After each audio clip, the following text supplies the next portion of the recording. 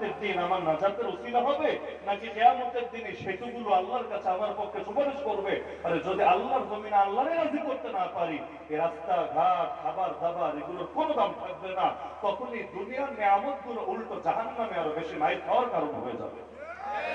কিন্তু দুঃখের বিষয়, সেই 1757 থেকে 2025 অর্ধেক হয়ে চলছে প্রায়, এখনো পর্যন্ত সেই যে স্বাধীনতা হারিয়েছে আর সেই স্বাধীনতা ফিরে পাই নাই।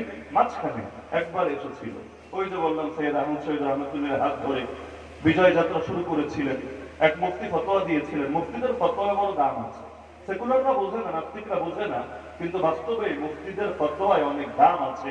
এক একটা ফতোয়া মাঝে মাঝে এক একটা বিপ্লব ঘটায় দেয়। আলহামদুলিল্লাহ, হুজুরদের শক্তি এমনি দেখা যায় না।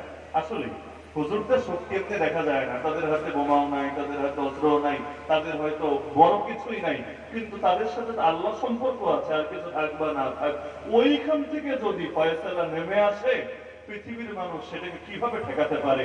এই দুর্বল, এই অসহায়, নিরীহ হুজুরদের পাওয়ার দেখেন না। আলহামদুলিল্লাহ, আফগানিস্তানের জমিনে এই হুজুরদের হাত ধরেই তো আবার দিন প্রতিষ্ঠা হয়েছে। হুজুরদের হাত ধরে না, কওমি মাদ্রাসার একজন হুজুর, কয়েকজন ছাত্র। মোল্লা ওমর কি একজন হুজুর? তো অনেক বড় হুজুর না যে শাইখুল হাদিস